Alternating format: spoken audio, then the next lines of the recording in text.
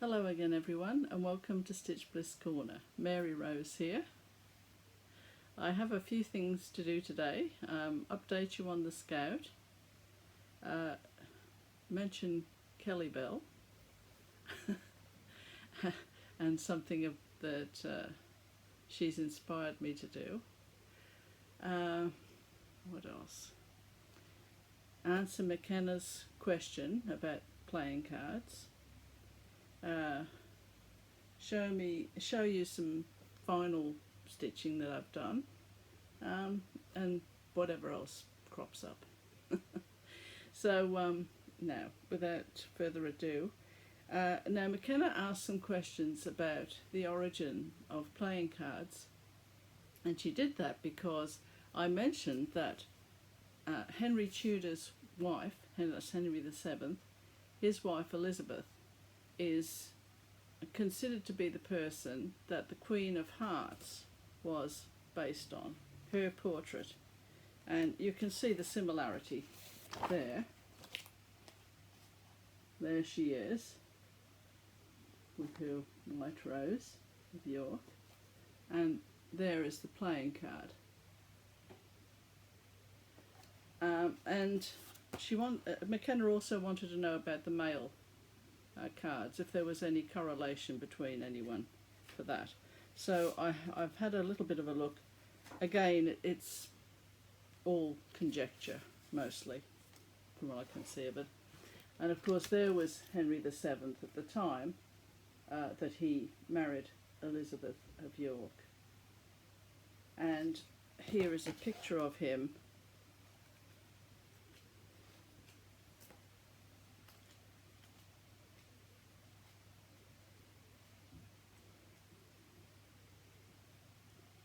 my little marker went. I'll find it in a minute.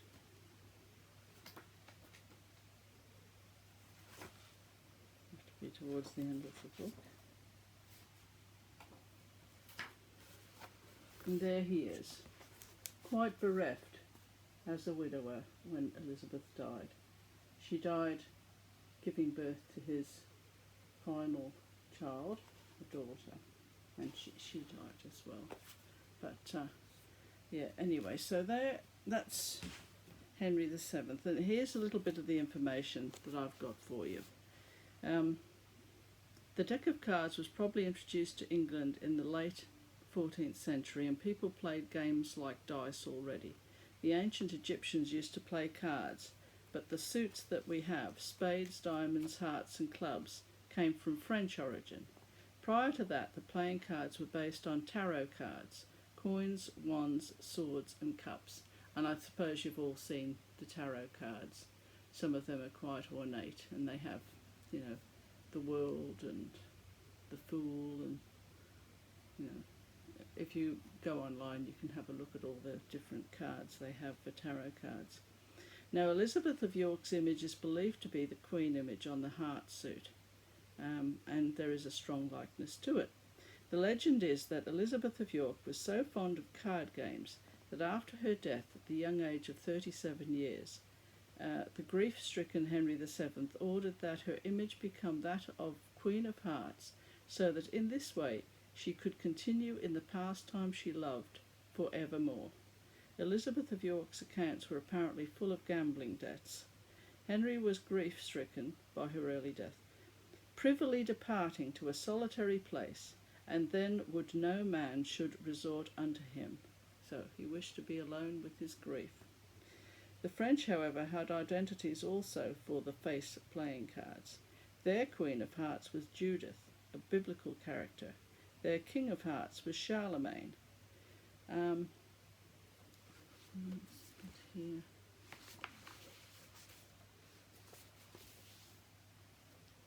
King of Spades, David, King of Israel from the Old Testament. King of Clubs, Alexander the Great, King of Macedonia, who conquered a vast region. King of Hearts, Charlemagne, that King of France and First Holy Roman Emperor. And the King of Diamonds has been variously Julius Caesar Augustus. and some sources say the King of Diamonds is Julius Caesar, not Augustus. So you can see it's all, you know, pretty woolly as to who they all depicted. Henry VII ordered clothing to be blue and black at Elizabeth's funeral, blue being the royal colour of mourning. And he even had his books bound in blue velvet. It would be more than a year before the king's grief would begin to subside. Shortly after her death he became seriously ill and was close to death. And see, this is the thing about Henry VII. A lot of people say he was a miserable man that used to count his pennies. Well, I mean, if you were the leader of a kingdom that was only just held together, I think you'd want to have plenty of money to pay for, you know, soldiers and people to defend the realm. So he was probably just a very responsible person who took leadership very seriously. And it looks to me as though he did love his wife very much. Anyway, so I think we'll get off that subject now because, oh, no, there's one more little bit about the Joker. The Joker playing card, which I think people in America might be interested in. The Joker is a playing card found in most modern card decks as an addition to the standard 4 suits, clubs, diamonds, hearts and spades. The Joker originated in the United States during the Civil War and was created as a trump card for the game of euchre. It has since been adopted into many other card games where it may function as a wild card. The Joker card is unique in that it lacks an industry-wide standard appearance. So there you go. And there was a little bit of stitching there. That's what I stitched that because I thought it looked like a playing card. So I used that, I just appliqued it onto this little bag, and that's where I keep a deck of cards. Right, so we'll just put that down there. So I hope there was a little bit there, McKenna, for you. Now then, what's the next thing to go on to? I think it's Kelly Belle. Now,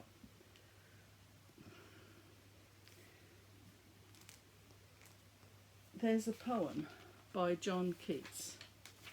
And John Keats was a romantic poet in the 1800s. I'll just show you a picture of him here. And if ever a poet looked like a romantic poet, it's him. Just look at that wistful look into the distance. And he was only 25 when he died. But he wrote some of England's most revered and loved poems in that short time. He actually trained to be a doctor, and he was in some agony about excuse my throat again, it always goes off the Flosstube. Yes, he trained to be a doctor, but then he was someone who wanted to be a poet as well, and so he had to choose between the life of a doctor that had a regular income and all the rest of it. I mean, he came from means. It's not as though he didn't have any money, but his father died early, and his mother married someone a couple of months after the father, Keats's father, died. But the marriage didn't last, and she had to, she left, and Keats and the family went to live with the grandmother. But anyway, so there were other children to be supported. So they did have money, but not lots and lots of it. So he was in some agony as to him wanting to write his poems and him being a doctor. But eventually the poet in him won out. And he did have a lady love that famously wasn't consummated. And the relationship. And some say it was because Keats he got TB, and there was a theory that it was possible to pass it on through intimate relations. And so he spared himself and his bride, spared his future bride or whatever. I don't know if they were going to get married or not. Oh, anyway. Rather than infect her, he never consummated the relationship, which probably was another area of agony for the poor man as well. He ended up going to Rome for his lungs, for the health of his lungs, and he died over there. Anyway, the reason why there is a connection to Kelly Belle is because I have seen this particular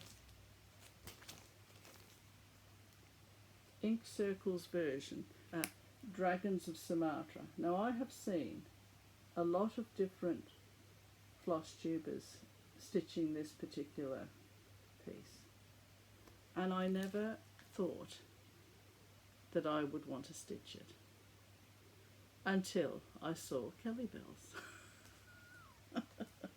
And this is where the Keats connection comes in, because Keats wrote a very famous poem, and it's on first looking into Chapman's Homer. Now, Homer was an ancient Greek poet, yes, who wrote the Iliad and the Odyssey. And the Iliad and it was all about great feats in war. It was about the war in Troy.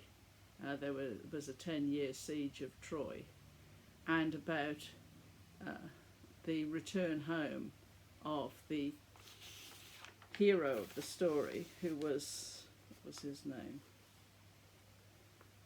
I've got him here somewhere. Odysseus, that's right, Odysseus. The Iliad is an ancient Greek poem attributed to Homer, set during the Trojan War and the 10-year siege of the city of Troy.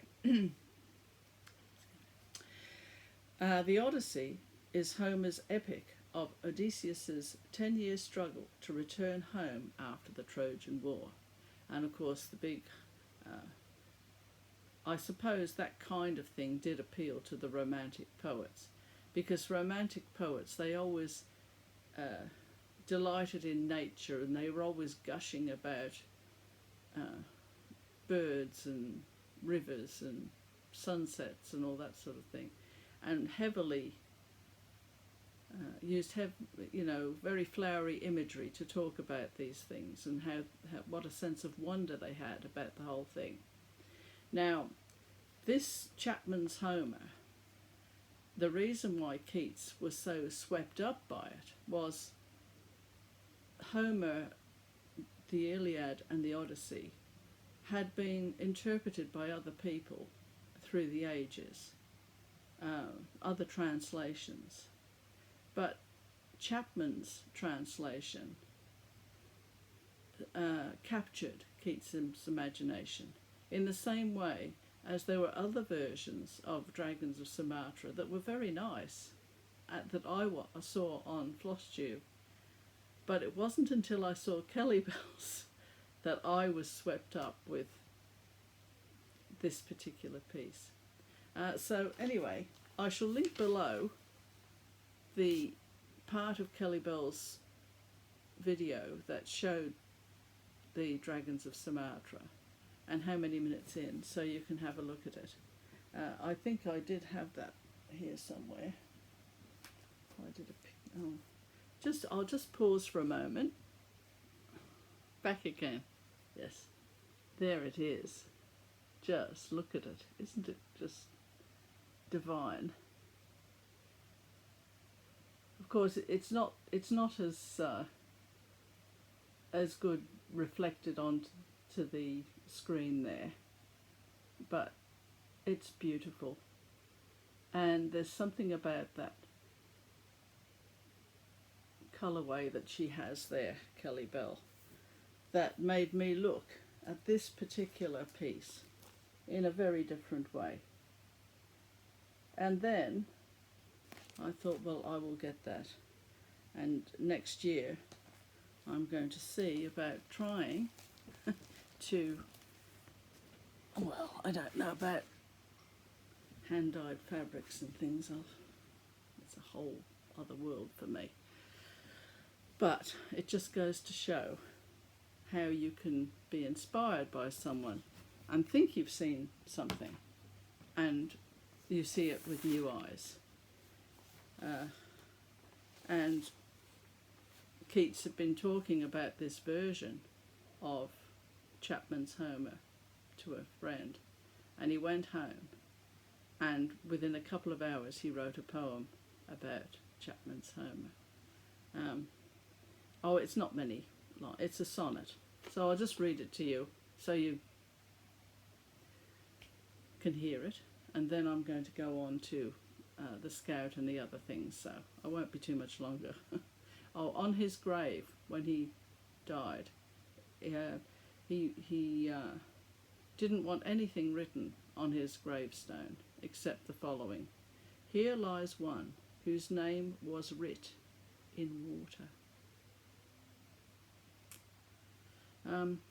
On first looking into Chapman's Homer, much have I travelled in the realms of gold, and many goodly states and kingdoms seen.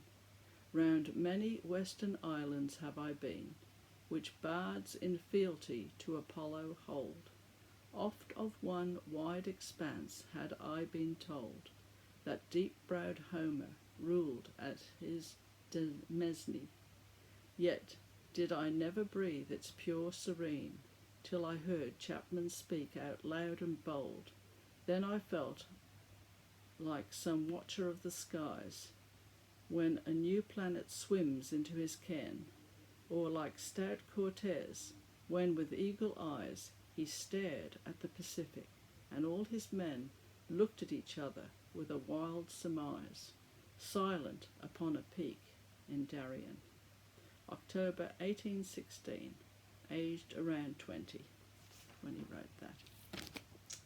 Right, now, I just want to give a little handy hint now about quilting.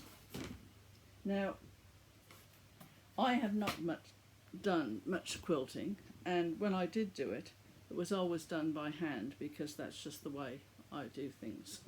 I consider quilting, for me anyway, to be a hand-done thing, not something done on the machine. But that's because I don't want to do all the very intricate, perfectly, you know, how you have to align all your corners perfectly for the very intricate patterns and everything. You know, I can fully understand why you'd need to use a sewing machine for all those. But just for the very simple ones I just like to do them by hand. And the piecing method, you know, where you just get a square around you get a template, and then you sew around the template, and then you connect them all, and then you take the templates out. So for example, here, I'll just show you this. This was a big quilt I did just for the guest room bed, and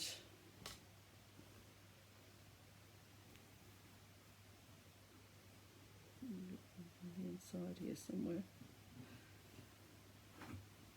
Yes, it is big, as you can see. Just have to get to the bit.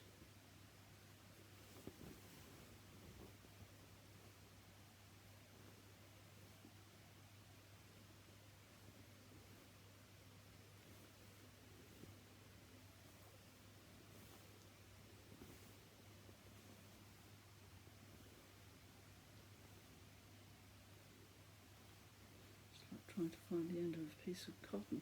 Right there, you can see the other side where I just had the template in there, and then I just took it out once I'd joined it to the next one.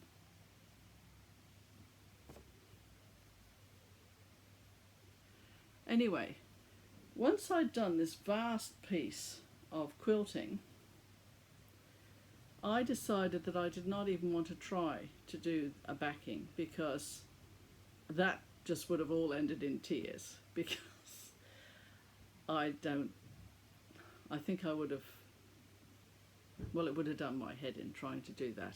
So I decided that I would just get a big sheet. Now this is a double bed size sheet. See, there it is there. And that's the bottom. So what I did was I just joined the quilt to the sheet. So that's the backing. That's the back of the quilt is the sheet. So it's just like a doona basically. I've made it a doona, and then I've just put press studs in the bottom for the big down quilt to go inside, and that means I can take it off for washing. And if you wanted to, because it, you know, in summertime, you've got all your lovely quilts. Well, if they're backed, you can't really use them because they're too hot. But if you've got this system, you just take your quilt out and you can just put it on the bed without the quilt in it, and it's still a coverlet. So that's my hint for people who want a quilt, you know, the piecing part, but aren't that keen on the whole machinations of doing the backing with the, you know, the have to put the big layer on, and you've got to do all the, oh, I don't know what it's called, you know, stitching to, well, I suppose it's called quilting, to quilt it together. No, that wasn't my thing at all. So that is my hint for anyone who might have not thought of it. Now then, we'll just go on now to the dear little pixie that I was showing you last time that I was stitching. Or should I do him first? I might do the Scout first, actually, and then I'll finish with the pixie. Now, last time when you saw Scout, I had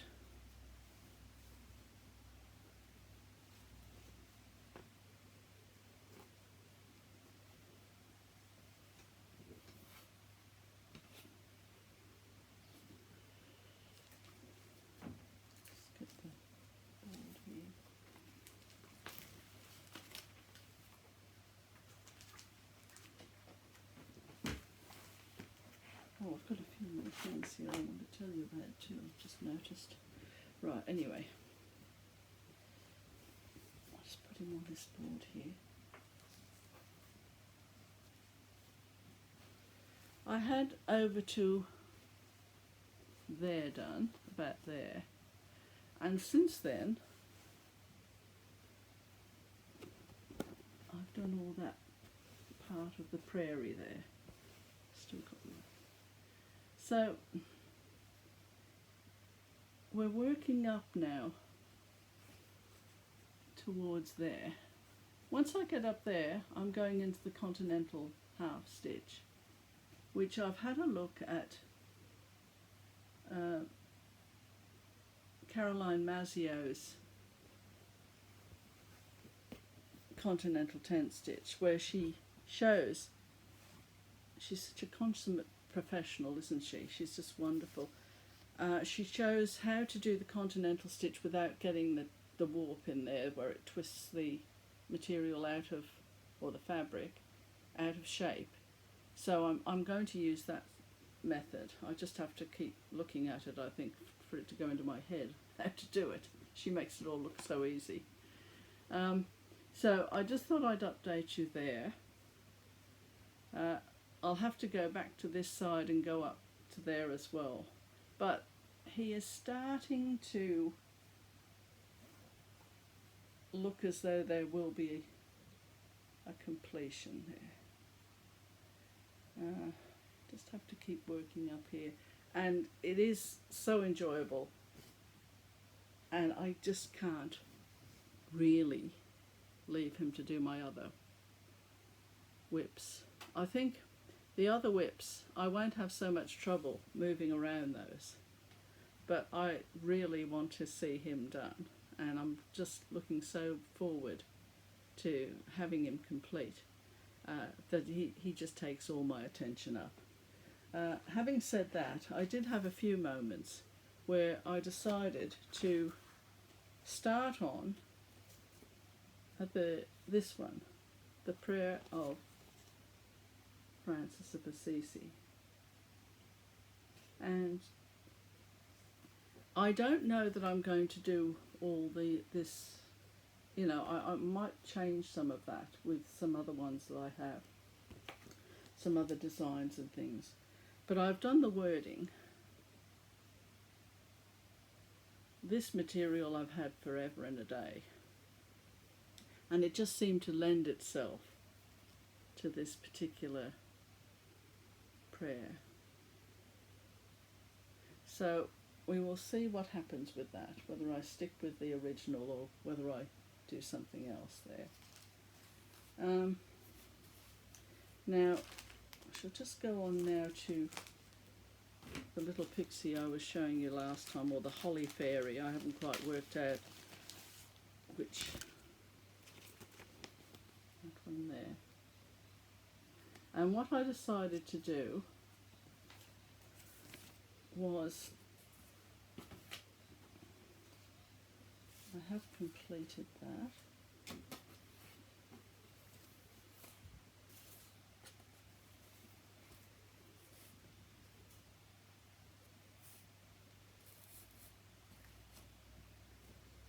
Dear, dear little thing. And I don't know if you'll be able to pick it up, but I've put a little bit of glitter on the wings. The wings I did using single strand rather than the double, because I wanted them to have a more of a gossamer look. And of course I did 1/1 for the skin, which I always try to do. And I use the couching on the legs for the outline. I use couching wherever I can instead of backstitch. So the little Hawley Fairy will be joining us for Christmas, which was very good. Oh, and this is I'll just show you the framing that I'm going to put around.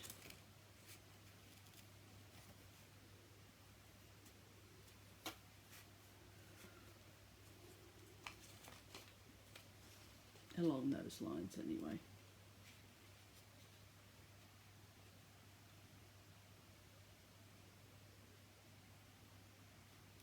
Let the stitching do the talking. That's what I always say. Right. Now, I'm just going to finish up with Stitching by Lantern Light. She showed stitching. Frazzled today. My mind is jangled with different things. I've got a lot of things I have to do today. Anyway, she showed a chart that she was doing, and I really liked it, and I thought, well, I will get it as well. And it's this one, John Clayton, International Lavender Field. That's lovely. And the irony is I don't like the smell of lavender at all, but I think that's gorgeous. And it's got that real feel about Tuscany or something, doesn't it? And what I like too is, this is Heritage Crafts, a Heritage Craft kit. And as far as I'm concerned, this does what a kit is supposed to do. It gives you instructions in case you've never stitched before. It assumes you know nothing, which I think is an excellent thing for a chart to be. And of course the actual chart, fabric,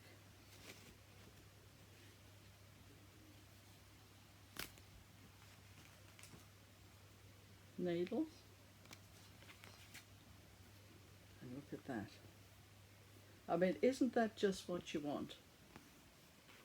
If you're buying a kit, it says something about your personality, unless it's the only way you can actually purchase a chart. If you buy a kit, it's because you're the sort of person that can't be asked to muck around. You just want to get started. And that's exactly what this kit does. So 10 out of 10 for Heritage Crafts, as far as I'm concerned, because I don't think you could do better than that if you were ordering a kit. Right, well, that is the end of this slightly garbled video today. I'd like to take this occasion to wish everyone a very happy and blessed Christmas with family and friends, and I hope that you get all the things that you're hoping for, and that you can look forward to a very wonderful and prosperous and happy New Year. Flosstube is that sort of place where we all come together to talk to each other. We might be miles away from each other and never see each other, but we still live in each other's hearts to a degree. All right, well, I'm going now. So all the best to you, and I will catch you in 2018. Bye for now.